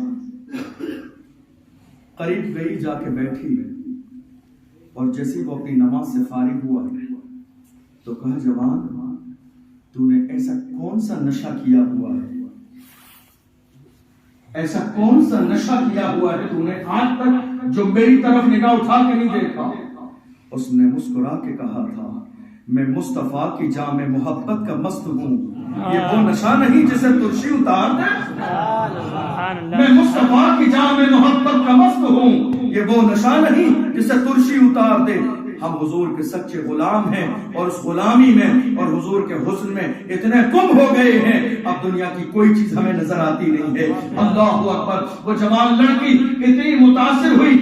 آج تو ہمارے نوجوان خالی محبت کے نام پر، پوچھیے حضرت سے سید صاحب قبلہ سے، کتنے سارے لوگ علماء کے پاس آ کے کہتے ہیں کیا محبت کرنا بری بات ہے، کیا پسند کی شادی کرنا بری بات ہے، کیا اپنی مرضی سے نکاح کرنا بری بات ہے، ہم کسی غیر کی بیٹی سے شادی کرنا چاہتے ہیں، محبت کرنا چاہتے ہیں، ہم بالغ ہیں، ہمیں تو دنیا کا قانون بھی اجازت دیتا ہے۔ میں کہتا ہوں تمہیں دنیا کا قانون اجازت دیتا ہے مگر یاد رکھو تمہاری تاریخ یہ نہیں رہی ہے کہ تم نے غیر کے لیے اپنا دین چھوڑا ہے، بلکہ تمہاری تاریخ یہ رہی ہے۔ دیکھ لو ایک عیسائی کی بیٹی ہے، عیسائی کی بیٹی نے محمد کے سچے غلام کے لیے عیسائیت کو چھوڑ کے کہا تھا اے مسلمان مجھے کلمہ پڑھا کے مسلمان کر دے، مجھے کلمہ پڑھا کے مسلمان کر دے۔ جوان نے کلمہ پڑھایا، مسلمان کر دیا، اور اس کے بعد اس لڑکی نے کہا اب جب کہ ہم مسلمان ہو چکے ہیں تو ہمارا باپ عیسائی ہے اور یہ سارے لوگ عیسائی ہیں، اب ہمیں ایک دن کے لیے بھی زندہ نہ رہنے دیں گے، اس لیے میں استبل جاتی ہوں جہاں گھوڑے باندھے جاتے ہیں، 2 گھوڑے لے کر آتی ہوں، رات میں ہی ہمیں یہاں سے کوچ کرنا ہے، نکلنا ہے، ورنہ اگر ہم رک گئے اور لوگوں کو معلوم ہو گیا تو ہمیں زندہ نہ رہنے دیا جائے گا۔ وہ گئی، 2 گھوڑے لے کر آئی، ایک پر مسلمان جوان جو ہے سوار ہوا، دوسری پر لڑکی سوار ہوئی، اور جیسے چند قدم آگے بڑھی ہے دیکھتی کیا ہے کہ سامنے سے گرد و غبار اڑتی ہوئی نظر آ رہی ہے۔ ایک لمحے کے لیے تو دل میں خیال آیا کہ شاید بادشاہ کے سپاہی پکڑنے آ گئے، لیکن چند قدم جب آگے بڑھے ہیں تو دیکھتے کیا ہیں جن 2 بھائیوں کو آگ میں ڈال دیا گیا تھا وہ دونوں گھوڑوں پہ سوار تھے، جو شہید کیے جاتے۔ قرآن کہتا ہے وَلَا تَقُولُوا لِمَنْ يُقْتَلُ فِي سَبِيلِ اللَّهِ أَمْوَاتٌ بَلْ أَحْيَاءٌ عِنْدَ رَبِّهِمْ يُرْزَقُونَ، جو اللہ کے دین کے لیے مارے جائیں انہیں مردہ گمان تک نہ کرو بلکہ وہ زندہ ہیں، اللہ انہیں ان کی قبروں میں رزق عطا فرماتا ہے۔ یہ اللہ کی محبت، حضور کی محبت کا حال یہ ہے کہ جب اپنی زندگی کو نام محمد پہ فنا کر دیتے ہیں تو اللہ انہیں زندگی عطا فرماتا ہے۔ میں کہتا ہوں جوانوں آج سے اپنی جوانی کا مقصد سمجھ لو، تمہاری جوانی کا مقصد یہ شور شرابہ نہیں ہے، یہ تماشے نہیں ہے، یہ زنا نہیں ہے، یہ رات اور رات لڑکیوں سے فون پر بات کرنا نہیں ہے۔ اور اگر تمہیں میرا ایک جملہ یاد رہ جائے اپنے دل کو نشر کر کے لے جاؤ، زنا کا سب سے بڑا گناہ یہ ہے، زنا کا سب سے بڑا عذاب یہ ہے، اسلام کا اعلان ہے واضح طور پر زنا ایک قرض ہے، چکانا پڑتا ہے۔ میں کیا کہہ رہا ہوں نہیں سمجھے آپ؟ سمجھ گئے نہیں سمجھے؟ زنا قرض ہے، زنا ایک قرض ہے اور قرض ہمیشہ چکانا پڑتا ہے۔ آپ سب سمجھدار ہیں، اس جملے کا مطلب سمجھتے ہیں۔ زنا ایک قرض ہے، چکانا پڑتا ہے۔ اللہ کا قرآن کہتا ہے یوم تشہد علیہم السنتہم وایدیہم وارجلہم بما کانوا یعملون، قیامت کا جب دن ہوگا تو تمہاری زبان تمہارے خلاف گواہی دے گی، تمہاری آنکھیں تمہارے خلاف گواہی دے گی، تمہارے کان تمہارے خلاف گواہی دیں گے، تمہارے ہاتھ تمہارے خلاف گواہی دیں گے۔ لوگ کہتے ہیں آج ہمارے کاروبار بند ہو گئے، دکانیں فیل ہو گئی، بزنس خراب ہو گئے، کسی نے دعا تعویذ کرا کے کاروبار میں ہمارے بندش کرا دیے۔ ارے خدا کے بندو کچھ نہیں ہوتا ایسا، باہر نکلو ان ساری غلط باتوں سے، اندھ وشواس سے، اللہ کے قرآن سے پوچھو بندش کون سی بندش ہے۔ اللہ کا قرآن کہتا ہے وما اصابکم من مصیبت فبما کسبت ایدیکم، تمہاری زندگی میں جو پریشانیاں ہیں یہ تمہارے ہاتھوں کی کمائی ہے، جو تمہارے ان ہاتھوں نے کیا ہے، چاہے وہ ظلم ہو، چاہے جبر ہو، چاہے تشدد ہو، یا پھر اور بھی ہاتھوں سے جتنے گناہ کیے جاتے ہیں، یا پھر ان ہاتھوں سے جو زنا کیے جاتے ہیں، وہ بھی ایک مطلب ہے۔ یہ ساری چیزیں سمجھنے والی ہیں۔ ہماری زندگی میں جو پریشانیاں ہیں محض اس لیے ہیں کہ ہم گناہوں کے دلدل میں پھنسے ہوئے ہیں۔ دیکھو محمد عربی کے غلام کبھی ایسے نہیں تھے، دیکھو رسول اللہ کے غلام کبھی ایسے نہیں تھے۔ آپ جانتے ہو صلاح الدین ایوبی کا نام آپ ہمیشہ سنتے، آؤ بتاؤ ان کے بارے میں آپ۔ صلاح الدین ایوبی، ان کے والد گرامی حضرت نجم الدین ایوبی، سنیے ان کی تاریخ۔ ان کے والد گرامی نجم الدین ایوبی، جوانی کا دور ہے، شادی نہیں ہوئی۔ صلاح الدین ایوبی کے والد گرامی کی بات بتا رہا ہوں، ان کی جوانی کے بعد شادی نہیں ہوئی۔ بھائی نے کہا شادی کرو، کہا نہیں کروں گا۔ شادی کر لو، نہیں کروں گا۔ کیوں نہیں کرو گے؟ مجھے ایسی لڑکی نہیں ملتی کہ میں جس سے شادی کروں۔ کیسی لڑکی چاہیے؟ دو شرطیں۔ کیا شرط ہے؟ میری پہلی شرط یہ ہے کہ لڑکی ایسی ہو کہ میرا ہاتھ پکڑ کے مجھے جنت میں لے جائے، اتنی نیک ہو، پرہیزگار ہو، متقی ہو۔ پہلی شرط یہ ہے کہ لڑکی نیک پرہیزگار ہو کہ جس کی وجہ سے میں جنت میں جاؤں، اور میرا جملہ کیچ کرنا۔ دوسری شرط یہ ہے کہ اس کے پیٹ سے ایسا بچہ پیدا ہو جو یہودیوں سے مسجد اقصی کو آزاد کرا۔ سبحان اللہ۔ جوانی میں خواہش ہے والد کی، والد کی جوانی میں خواہش ہے شادی سے پہلے اللہ مجھے ایسا بیٹا دے، ایسا بیٹا دے جو یہودیوں کے مقابلے میں جبل شامخ بن کے، پہاڑ بن کے کھڑا ہو جائے اور کسی بھی دور میں جو ہے مسجد اقصی کی حفاظت سے دور نہ ہٹے۔ اسی زمانے میں آپ کی والدہ شادی نہیں ہوئی تھی، وہ اللہ والے کی بارگاہ میں گئی، ان کے والد بھی وہیں موجود تھے۔ اس اللہ والے نے کہا بیٹی میں نے تمہارے گھر رشتہ بھیجا تھا، تم نے قبول نہیں کیا۔ تو آپ کی والدہ نے کہا جوانی میں جب شادی نہیں کی، کہ حضور مجھے ایسا رشتہ چاہیے کہ شوہر ایسا ملے جو جنت میں لے جائے، اور اس کے نطفے سے اللہ مجھے ایسی اولاد دے جو یہودیوں سے مسجد اقصی کو آزاد کر۔ دونوں کی جوانی کے دوران حالت یہ ہے، مزاج یہ ہے، مسئلہ یہ ہے، سوچ یہ ہے، پلاننگ یہ ہے۔ جب ایسی پلاننگ ہوئی وہ بزرگ خوش ہوئے، فرمایا اللہ نے تم دونوں کو ایک دوسرے کے لیے بنایا۔ دونوں کی سوچ مل گئی، صلاح الدین ایوبی کی تیاری کرائی جا رہی ہے۔ اور جانتے ہو کون ہے صلاح الدین ایوبی؟ صلاح الدین ایوبی غوث اعظم کے مرید کا نام۔ سبحان اللہ۔ بچپن کے زمانے میں اپنے والد گرامی کے ساتھ سرکار غوث اعظم کی بارگاہ میں آئے۔ سرکار غوث اعظم نے گردن پہ ہاتھ رکھ کے دعا دی، اللہ تجھ سے بڑا کام لے اور اللہ تجھے سلامت رکھے، اللہ تجھے سلامت رکھے، عزت دے۔ جانتے ہو جب صلاح الدین ایوبی کا انتقال ہونے لگا بستر پہ، کسی نے پوچھا تو صلاح الدین ایوبی کیا بات ہے، اتنی جنگیں کی، ہزاروں لوگ کاٹ دیے گئے، مار دیے گئے، لیکن تمہاری گردن سلامت رہی، تمہیں جنگ میں کبھی تمہاری گردن پہ خنجر نہ چلا۔ صلاح الدین ایوبی بستر پہ لیٹے تھے، لیٹے لیٹے اٹھ کے بیٹھ گئے، فرمایا جس کی گردن پہ غوث اعظم کا ہاتھ ہو اس کی گردن پہ خنجر کیسے چل سکتا ہے؟ سبحان اللہ، سبحان اللہ۔ جس کی گردن پر غوث اعظم کا ہاتھ ہو اس کی گردن پر خنجر کیسے چل سکتا ہے؟ سرکار غوث اعظم نے دعا دی تھی اللہ تیری ذات سے بڑا کام لے. اور جانتے ہو حضرت صلاح الدین ایوبی جو لشکر جرار لے کے مسجد اقصی کو آزاد کرانے کے لیے یہودیوں سے پہنچے تھے, تو صلاح الدین ایوبی کے لشکر میں کوئی عام آدمی نہیں تھا, کوئی حافظ قرآن, کوئی قاری قرآن, کوئی مفتی وقت, کوئی محدث, کوئی اللہ والا, کوئی سرکار غوث اعظم کا مرید اور خلیفہ. ہم اہل سنت اسی لیے تو کہتے ہیں بڑے بڑے کارنامے وہی لوگ انجام دیتے ہیں جن کی پشت پناہی کوئی اللہ کا ولی کر رہا ہو, سبحان اللہ, جن کی پیٹھ پر کسی اللہ والے کا ہاتھ ہو. بڑے بڑے کارنامے وہی انجام دیتے ہیں, ورنہ جن کا تعلق اللہ والوں سے نہ ہو وہ کوئی بڑا کارنامہ انجام نہیں دیتے. صلاح الدین ایوبی کوئی لشکر کو لے کے پہنچے. آپ جانتے ہو کوئی عام آدمی نہیں اس لشکر میں, کوئی حافظ قرآن, کوئی قاری قرآن, کوئی مفتی وقت, کوئی محدث اعظم, کوئی اللہ والا, کوئی تہجد گزار, کوئی چاشت اور ابابین پڑھنے والا, کوئی ابابین, کوئی کچھ پڑھنے والا, کوئی قرآن کی تلاوت کرنے والا, ایسے لوگ. اس کا مطلب یہ ہے کہ جنگیں فتح خالی تلوار سے نہیں ہوتی ہیں, انسان کی روحانی طاقت بھی اسے اس کی منزل تک پہنچاتی ہے. آج ہم روحانی طاقت سے محروم ہو گئے. ہماری زبان پر ایک طرف حرام ہے, ایک طرف ہماری زبان پر حرام, اور دوسری طرف ہماری زبان پر جھوٹ, وہ بھی حرام. اللہ کا قرآن کہتا ہے لعنت اللہ علی الکاذبین, جھوٹوں پر اللہ کی لعنت ہے. آپ سب کے منہ میں زبان ہے, آپ سب کے منہ میں زبان ہے, اور یہ جانتے ہو کتنی اہم ہے. دیکھو یہ کان ہے آپ کے, کسی چیز میں پیک نہیں ہے, آزاد ہے. آپ کی یہ ناک پیک نہیں ہے, آزاد ہے. آپ کے یہ ہاتھ آزاد ہے.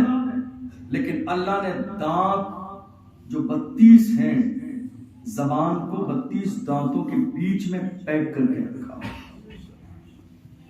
قید کر کے رکھو تاکہ یہ محفوظ رہے اور اس کے شر سے دوسرے محفوظ رہے. یہ زبان کتنی ہے اندازہ لگائیے آپ. آج ہمیں زبان کا احساس نہیں, ہم جھوٹ بولیں, حرام کھائیں ہماری زبان کے ذریعے. یہ زبان کتنی ہے میں آپ مجھے بتائیے. بچہ پیدا ہوتا ہے, ہر عورت کو ایک مہینے پر ناپاکی کا خون آتا ہے. یاد رکھیے گا اس بات کو, ہر عورت کو مہینے پر ناپاکی کا خون آتا ہے.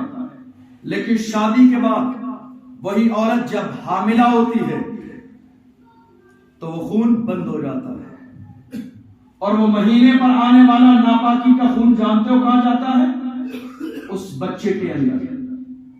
جو بچہ اس کے پیٹ میں بن رہا ہوتا ہے, اس بچہ جو بن رہا ہے اس کی غذا ہے یہ مہینے پہ آنے والا خون. لیکن جو میں سمجھانے لگا وہ کیا ہے, اللہ چاہتا تو اس خون کو اس بچے کے پیٹ میں اس بچے کی زبان کے ذریعے بھی بھیج دیتا, لیکن چونکہ وہ خون گندا تھا تو اللہ نے زبان کے ذریعے نہیں بھیجا بلکہ ناک کے ذریعے بھیجا, تاکہ گندے خون سے تمہاری زبان محفوظ رہے. سبحان اللہ. نہیں سمجھ آئی بات؟ اللہ چاہتا تو منہ کے ذریعے, اللہ چاہتا اس گندے خون کو بچے کے منہ اور زبان کے ذریعے ماں کے پیٹ میں بھیج دیتا, لیکن ایسا نہیں کیا گیا. ماں کے نال کے ذریعے نال لگا دی گئی تاکہ تمہاری زبان ناپاک سے محفوظ رہے. یہ ہماری زبان کتنی اہم ہے, ہماری زبان کتنی عظیم ہے. محسوس کیجیے آپ خدا کے لیے اپنی زبان پر وہ لائیے جو حضور کے صحابہ کی زبان پر تھا. ہمارے جوانوں میں جب تک اسلامی غیرت اور اسلامی حمیت پیدا نہیں ہوگی انقلاب کبھی برپا نہیں ہوگا, کبھی انقلاب نہیں آئے گا, کبھی تبدیلی نہیں آئے گی. آپ جانتے ہو ابو جہل کو کس نے مارا؟ چھوٹے چھوٹے بچوں نے. آپ کیا کر رہے ہیں؟ میں آپ سب سے سوال کر رہا ہوں, جتنے بھی نوجوان میرے سامنے بیٹھے, آپ کی زندگی کا مقصد بتائیے. آپ کی عمر 18 سال, 15 سال, 20 سال, 22 سال. میں آپ سے کہتا ہوں لبیک کا نعرہ لگائیے. ابھی آپ انقلاب برپا کر دیں گے لبیک کا نعرہ لگا کے, لیکن محض نعروں سے انقلاب نہیں آئے گا, محض حضور کا نام لینے سے انقلاب نہیں آئے گا, بلکہ میرے نبی کا جو حکم ہے, جو میرے نبی کی تعلیمات ہے, اس تعلیمات پر عمل کرنے سے اور زمینی لیول پر اتر کر کام کرنے سے انشاءاللہ انقلاب آئے گا. آج حالت جانتے ہو مسلمانوں کی کیا ہوگی؟ مسلمانوں کی حالت یہ ہے کہ ہماری قوم کا جو سب سے بڑا پیسہ درگاہوں کے نام پر ہے، سمجھ رہے ہیں آپ؟ لاکھوں روپے، وہ تو سال میں عرس اور قوالی کے نام پر ناچنے گانے والوں کو دے دیا جاتا ہے۔ درگاہ کے غلے میں سال میں اگر 5 لاکھ روپے نکلے، اگر یہ 5 لاکھ روپے ایمانداری سے لگا دیے جاتے تو ہماری قوم کی بچیوں کے لیے پردے کے ساتھ تعلیم والا ایک چھوٹا سا اسکول قائم ہو جاتا۔ ہمیں خیال ہی نہیں آیا۔ ہمیں خیال کب آیا؟ جب کرناٹکا کی سرزمین پر مسکان ہماری بیٹی کو حجاب کے نام پر اسکول سے باہر نکال دیا، تب قوم مسلم کو یہ خیال آیا ہم سے بڑی بھول ہو گئی، اب ہماری بچیوں کے لیے پڑھنے والا کوئی ایسا اسکول کالج نہیں ہے کہ جس میں پردے کے ساتھ ہماری بیٹیاں تعلیم حاصل کر سکیں۔ خیال کب آیا ہمیں؟ جب ہماری بیٹی مسکان کو اسکول سے باہر نکال دیا گیا۔ اس سے پہلے ہمیں یہ خیال نہیں آیا۔ آپ ذرا غور کیجئے، عرس کے نام پر قوم مسلم میں الگ الگ شہروں میں دیکھ لیجئے، ہر شہر میں کوئی نہ کوئی درگاہ ہے۔ عرس کے نام پر 5 لاکھ روپے ایک رات میں خرچ۔ اور میں عرس کا روٹین آپ کو بتاؤں، عرس کے پہلے دن میلاد شریف کی محفل ہوتی ہے، علماء کرام سب جانتے ہیں۔ جب عرس ہوتا ہے کسی بھی جگہ تو پہلے دن میلاد شریف کی محفل، اور اس میلاد شریف کی محفل میں یہ ساؤنڈ بھی 1500 روپے کا بالکل لوکل ہوگا، اسٹیج بالکل نہیں ہوگا۔ اس جلسے میں بیٹھنے والے 10 15 20 لوگ مشکل سے ہوں گے، اور اس اسٹیج پر اور اس محفل میں آنے والے جو علماء کرام ہیں، اس عرس کی کمیٹی 500 روپے بھی لفافے میں رکھ کر قوم کے علاقے کے علماء کو دینا نہیں چاہ رہے۔ میلاد ہو گیا، افتتاح ہو گیا اس کا، اب دوسرے دن دیکھیے جب قوالی ہونے والی ہے، ساؤنڈ کی کنڈیشن یہ ہوگی پورے ضلع لیول پر جو سب سے عالیشان ساؤنڈ نے بنے 1 لاکھ روپے کا ہوگا۔ نہیں، ساؤنڈ ہو جانا چاہیے۔ اس اسٹیج کو اتنا ڈیکوریٹ کیا جائے گا آپ کی آنکھیں چکاچوند ہو جائیں گی روشنی دیکھ کر۔ اور قوال صاحب 2.5-3 لاکھ روپے لے کر صرف 2 گھنٹے 3 گھنٹے کی قوالی کے لیے آ رہے ہیں آج کی تاریخ۔ 2 لاکھ 2.5 لاکھ 3 لاکھ۔ میں نے تو ابھی بہت سارا سروے کیا، آپ چاہو تو میں نام بھی بتا سکتا ہوں مائک پر کہ کون سا قوال آج کی تاریخ میں کتنے پیسے لے رہا ہے۔ 1.5 لاکھ 2 لاکھ 2.5 لاکھ 3 لاکھ، وہ تو فکس ہو گئے، آدھے پیسے اکاؤنٹ میں چلے گئے۔ اور یہ ہماری قوم کے تمام جوان اپنے ہاتھوں میں رومال لے کے وہیں ناچنے لگ جاتے ہیں۔ ارے خدا کے بندو، تم مومن، تمہارے سینے میں ایمان جیسی دولت نہیں، تمہارے پاس قرآن جیسی عظیم کتاب نہیں، کہ تمہاری جوانی اسی لیے ہے ناچنے کے لیے؟ تم نے دیکھا نہیں، جس قوم کے جوانوں سے کہو کھڑے ہو کے اعلان کرو مسجد کا غلہ جمعے کے دن تمہارے سامنے سے گزرے گا، خدا کے بندو 10 روپے ڈال دینا، مسجد کا ادارے کا کام تمہارے اسی غلے سے چلتا ہے۔ 4 لوگ گزر جاتے ہیں تو 5واں بندہ 10 کروڑ اس کپڑے میں ڈال دیتا ہے۔ لیکن ان قوالی کے اسٹیجوں پر آپ دیکھ لو، بندے لے کے کٹیاں اسی دن بینک سے باضابطہ نئی کٹیاں آتی ہیں رات کو اڑانے کے لیے۔ ارے یہ اللہ والوں کا آستانہ ہے، یہ کوئی رنڈی خانے نہیں ہے۔ اور مجھے یہ کہنے میں کوئی ڈر نہیں ہے، کسی کو یہ بات بری لگتی ہے 1000 بار لگے، جو غلط ہے وہ غلط ہے، جو صحیح ہے وہ صحیح ہے، جو غلط ہے علماء کی ذمہ داری ہے غلط کو غلط ہی کرے۔ ہمارے جوان باضابطہ اس دن قوالی ہونے والے دن باضابطہ بینک سے لوگوں کی گڈیاں منگاتے ہیں رات کو اڑانے کے لیے۔ یہ مسجدوں کے امام بھی تو بیچارے اسٹیج پر پہنچے ہوئے تھے، انہوں نے بھی تو کل میلاد شریف پڑھا تھا، انہیں کوئی سننے والا بھی نہیں تھا، کوئی فری میں آنے والا نہیں تھا۔ کیا کر رہے ہو آپ؟ پوری رات اللہ والے کے مزار پر عیاشی کرنے کے بعد پھر کہ تو کیا کریں، ہماری قوم کی ترقی نہیں ہوتی، ہماری قوم کی ترقی عیاشی سے ہوگی۔ کوئی اسکول نہیں ہے آپ کے پاس، کوئی کالج نہیں ہے آپ کے پاس، کوئی ہاسپٹل نہیں ہے آپ کے پاس، کوئی تنظیم نہیں ہے آپ کے پاس۔ آج ہمیں سب سے زیادہ احساس یہ ہے، کیا کریں، دیوبندیت اور وہابیت بہت تیزی کے ساتھ پھیل رہی ہے۔ ہم اور آپ کہتے ہی نہیں کہتے ہیں فلاں علاقہ وہابی ہو گیا، فلاں علاقہ دیوبندی ہو گیا، فلاں علاقہ دیوبند۔ دراصل بات یہ ہے کہ وہ لوگ زمینی لیول پر زمین پر اتر کر کام کر رہے ہیں، لوگ ان سے متاثر ہو رہے ہیں اور ان کی دعوت کو قبول کر رہے ہیں۔ فور ایگزامپل ابھی کیرلا میں 1-2 سال پہلے کی باتیں، باڑھ آئی، ہزاروں لوگ بے گھر ہو گئے. ہم تو صرف اس میں رہ گئے کہ ہم ٹیم بنائیں، 10-20 لوگوں کی فنڈ اکٹھا کریں، ان کی مدد کریں. اب جب یہ معاملہ ہمارے اور آپ کے سامنے آیا ہر علاقے میں، تو سب سے پہلے بات یہ بنی، ہاں بھائی جو ٹیم بننے والی ہے صدر صاحب، اس کے کون بنیں گے؟ ہم لفظ صدارت پر 20 دن جھگڑا کرتے رہ گئے. دیوبندی اور وہابی فنڈ لے کے وہاں پہنچے اور ان کا تعاون کیا، اور جب ان کی پریشانی دور ہو گئی تو انہوں نے اپنا عقیدہ وہابیوں والا بنا لیا. یہ پریکٹیکل بات بتا رہا ہوں آپ کو. خالی جلسوں سے وہابیت ختم نہیں ہوگی، خالی جلسوں اور میلاد و تقریروں سے لوگوں کے عقیدے ہم اور آپ درست نہیں کر سکتے. زمینی لیول پر ہر مسلمان کو اپنی ذمہ داری سمجھ کے کام کرنا پڑے گا. آج حالت یہ ہمارے پاس کوئی بھی چیز نہیں. ترقی کس چیز سے ہوتی ہے؟ ہمارا بچہ 8واں کلاس پڑھتا ہے، ہائی اسکول کرنے کے بعد ہم کیا کہتے ہیں؟ ہمارے پاس ایک بہت بڑا معنی ہے، ہمیں جاب تو ملنی نہیں. پڑھنا کیوں ہے؟ ہمیں جاب تو ملنی نہیں ہے. ہمارے ساتھ فرق کیا جاتا ہے. بالکل سراسر غلط جملہ ہے، سراسر غلط جملہ.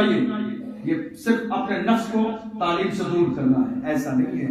آپ تعلیم حاصل کیجئے، جب اس لیول کے بنیں گے تو آپ کو جاب تلاش نہیں کرنا ہے، جاب آپ کو خود تلاش کرنا ہے. ہائی اسکول کرنے کے بعد اپنے سب ہمارے ساتھ فرق کیا جاتا ہے. کیا کریں؟ ہائی اسکول کرنے والوں کو کلکٹر صاحب کی کرسی پہ بٹھا دیں. یہ سوچنے والی بات ہے. ہمارے پاس ادارے نہیں ہیں، اسکول نہیں ہے، کالج نہیں ہے. آج ہمارے پاس کوئی بھی ایسا فنڈ نہیں ہے. میں آپ سے پوچھتا ہوں، آپ کے شہر میں ہے؟ مجھے بتائیے کوئی بھی ایسا فنڈ ہے کہ ہماری قوم کے بچوں میں سے اگر کوئی بچہ 95% لے کر آ جائے تو ہمیں کسی بڑی یونیورسٹی میں پہنچانے کے لیے اگر اس کو سال میں 1 لاکھ روپے اسکالرشپ دینا ہو، ہے ہمارے پاس کوئی انتظام؟ کوئی انتظام نہیں ہے ہمارے پاس. عرس کے لیے پیسے ہیں ہمارے پاس، لنگر کے لیے پیسے ہیں ہمارے پاس، 11ویں کی دیگیں بنانے کے لیے پیسے ہیں، محرم کے کھچڑے بنانے کے لیے پیسے ہیں. یہ حال ہے آج قوم مسلم کا. آپ کو معلوم ہے نیاز کے نام پر بھی کمپٹیشن ہے آج قوم مسلم کے اندر. 11ویں شریف میں دیکھ لو، اگر کسی علاقے میں 5 محلے ہیں تو ان 5 محلوں میں آپ دیکھ لیجئے، اگر ایک محلے کے لوگوں نے 1 لاکھ روپے کی نیاز کی ہے تو دوسرے محلے کے لوگ 2 لاکھ کی نیاز کریں گے، تیسرے محلے کے لوگ 4 لاکھ کی نیاز کریں گے، چوتھے محلے کے لوگ 6 لاکھ کی، اور 5ویں محلے کے لوگ 10 لاکھ روپے کا چندہ کر کے نیاز کریں گے. ارے یار، یہ 10 لاکھ روپے کاش کہ تم نے کسی کالج میں، کسی یونیورسٹی بنانے میں لگا دیے ہوتے تو آج ملک کے جو حالات ہیں وہ نہیں ہوتے. تمہیں شاید احساس نہیں، سروے کیا گیا 3 سالوں میں ہندوستان کی سرزمین پر تقریباً 8 لاکھ مسلمانوں کی لڑکیاں غیر مسلم جوانوں کے ساتھ بھاگ چکی ہیں اور اسلام چھوڑ چکی ہیں. شیئر نہ کیجیے گا اس بات کو، اچھا نہیں لگتا، اپنی بے عزتی ہوتی. 3 سال کے زمانے میں، 3 سال کے زمانے میں ابھی نہیں بات ہے، مرتد ہو چکی ہیں، اسلام چھوڑ چکی ہیں، غیروں سے ان کے مذہب کے مطابق شادی کر چکی ہیں. ہمارے یہاں کوئی تعلیم کا معیار نہیں ہے ہماری بیٹیوں کے لیے، بچیوں کے لیے. کتنے ماں باپ ایسے پردے کے نام پر، خاندانی شرافت کے نام پر بچے کو کالج نہیں بھیجیں گے، اسکول نہیں بھیجیں گے. باہر نہیں نکلنا ہے تو محلے میں انتظام کیجیے، محلے لیول پر انتظام کیجیے. میں آپ کو بس آخری جملوں میں صرف اتنی بات کہوں گا. یہ چند باتیں تھیں جو میں نے آپ کے سامنے کی. انشاءاللہ کسی اور موقع پر جو ایک جلسے والی تقریر ہوتی ہے، کبھی میرا دل کرے گا آپ کے سامنے تو کروں گا، لیکن یہ میرے ذہن میں باتیں تھیں حالات کے اعتبار سے. یہ باتیں میں اس لیے کر رہا ہوں چونکہ جس طرح قاضی شہر صاحب قبلہ ذمہ داری اٹھاتے ہیں، میں خود بھیلواڑہ میں یہ سارے مسائل دن اور رات حل کرتا ہوں. یہ میرے دل کا درد تھا جو میں نے آپ کے سامنے بیان کیا. ہمیں اور آپ کو بدلنا پڑے گا، ہمیں اپنی سوچ بدلنی پڑے گی، اپنا انداز بدلنا پڑے گا، سوچنے کا طریقہ بدلنا پڑے گا. یہ جو مسجدوں میں رہنے والے امام ہیں، اپنے دامن کو ان سے جوڑنا پڑے گا، ان کے قریب آنا پڑے گا. یہ عطر کی دکان کی طرح ہیں، خریدیے گا مت، لیکن عطر کی دکان پہ جا کے بیٹھ جائیں گے، خوشبو پھر بھی مل جائے گی. یہ ہماری مسجدوں کے امام عطر کی دکان کی طرح ہیں، ان کے قریب آیا کریں، ان کے ساتھ بیٹھا کریں، تھوڑا سا دین سیکھا کریں. آج امت مسلمہ کے اندر حالات یہ ہیں، دنیا ٹوڑے ڈال کر ہمارے ایمان کو خراب کرنے کی کوشش کر رہی ہے. یہ علماء کی صحبت ہے، جن کی صحبت میں رہ کر دین کی چند باتیں سیکھ جائیں گے تو دنیا کبھی آپ کو گمراہ نہ کر سکے گی. اور یاد رکھیے، ہماری قوم میں اس وقت کا سب سے بڑا المیہ یہ ہے کہ ہماری قوم جہاں غیروں کے ظلم و ستم کا نشانہ بنی ہوئی ہے، وہی ہماری آستینوں میں چھپے ہوئے دلال بھی ہماری قوم کو پنپنے نہیں دے رہے ہیں۔ مسلمانوں میں بھی بہت سارے دلال موجود ہیں، مخبری کرنے والے، اپنی قوم کا سودا کرنے والے۔ اور میں بارہا یہ جملہ کہتا ہوں، بہت سارے ہمارے درمیان میں کہ نہیں صاحب ہم تو قوم کے خادم ہیں، ہمارے سینے میں قوم کا درد ہے۔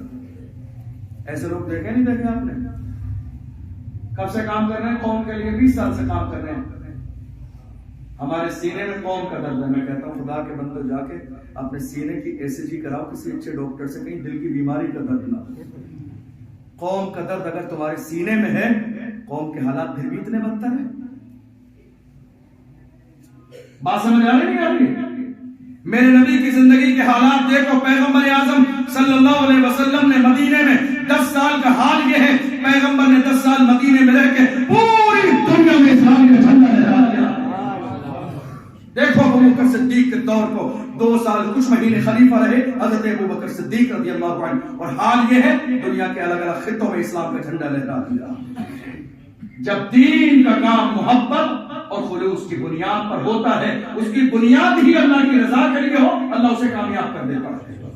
لیکن جہاں دکھاوا شامل ہو جائے اس کام میں کبھی کامیابی نہیں ملتی۔ آخری پوائنٹ میرا تھا، جوانوں کے ساتھ ساتھ اگر ہماری قوم کے دولت مند حضرات ایمانداری کے ساتھ اپنے مال کا کچھ حصہ قوم کے لیے نکال دیں ایمانداری سے، اور جو ہماری قوم میں کام کرنے والے نوجوان ہیں، ٹیمیں ہیں، ان سے کہتے دین کے لیے، قوم کے لیے تمہیں جب جس طرح کی ضرورت ہے آدھی رات ہمارے دروازے پہ دستک دینا، یہ ہم اپنی زندگی کی معراج سمجھیں گے۔ اگر آج ہمارے مالدار لوگ، دولت والے، ثروت والے، کام کرنے والے جوانوں سے کہیں ہم آپ کے پیچھے کھڑے ہوئے ہیں، آپ کام کریے، جس طرح کی ضرورت ہے ہم آپ کے ساتھ ہیں، انشاءاللہ 2-4 سال گزریں گے، انقلاب آ جائے گا۔ ہم تبدیلی چاہتے ہیں لیکن کبھی اپنے دل سے 1 روپیہ دینا نہیں چاہتے۔ حضرت ابو بکر صدیق سے میرے نبی نے بلکہ صحابہ سے اعلان کیا تھا، اللہ کے محبوب نے فرمایا تھا، اے میرے صحابہ اب اسلام کو تمہارے مال کی ضرورت ہے۔ تمام صحابہ گئے تھے، حضرت ابو بکر صدیق گئے، سب کچھ لے کر آ گئے۔ مسند شریف میں یہاں تک لکھا گھر کی سوئی بھی لے کر آ گئے، گھر کی سوئی بھی لے کر آگے حضور کے قدموں میں ڈال دی۔ اللہ کے محبوب نے ارشاد فرمایا، ما ابقیت لأہلک، گھر والوں کے لیے کچھ چھوڑ کر آئے؟ کہتے ہیں ابقیت لهم اللہ ورسولہ، یا رسول اللہ دنیا کا مال نہیں، اللہ و رسول کو چھوڑ کر آئے۔ آپ نے ایک نام سنا ہوگا، میرے ذہن میں ایک بات آئی، البیک، نام سنا ہے؟ کیا نام ہے؟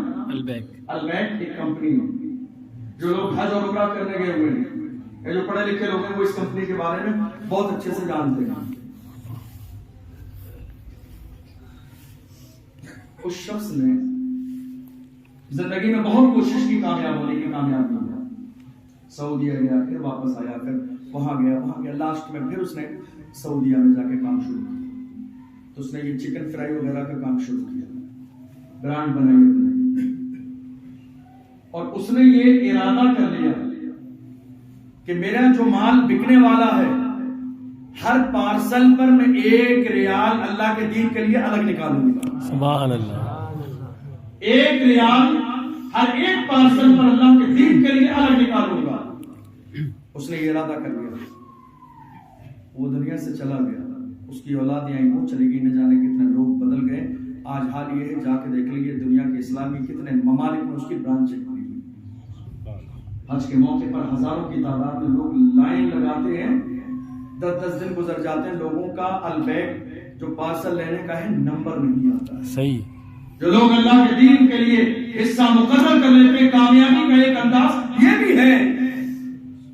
میں اپنے جوانوں سے کہتا ہوں، اگر تم 10,000 روپے کماتے ہو، خدا کے بندو، تم کم سے کم یہ ارادہ کر لو 500 روپے مہینے میں ایک بار ہم اپنے پیسوں سے نکالیں گے اللہ کے دین کے لیے، قوم مسلم کی ترقی کے لیے۔ ارادہ کریے، یہ انقلابی کام ہے۔ یا کام کیا ہوتا ہے؟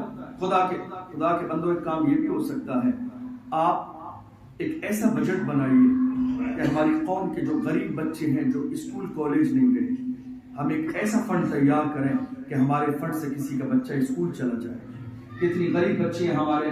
آپ سمیلن کا نام آپ نے سنا ہوگا, 11ویں شریف کی نیاز, جس میں 5000 لوگوں کا آپ کے کھانا بنتا ہے. یہ بھی تو ہو سکتا ہے کہ وہ 10 12 15 لڑکیوں کی باراتیں اسی جو ہے 11ویں شریف کی نیاز کے موقع پر بلا لی جائیں, نکاح مسجد میں ہو جائے, اور یہ جو لنگر ہے وہ باراتی بھی اس لنگر میں شامل ہو جائے.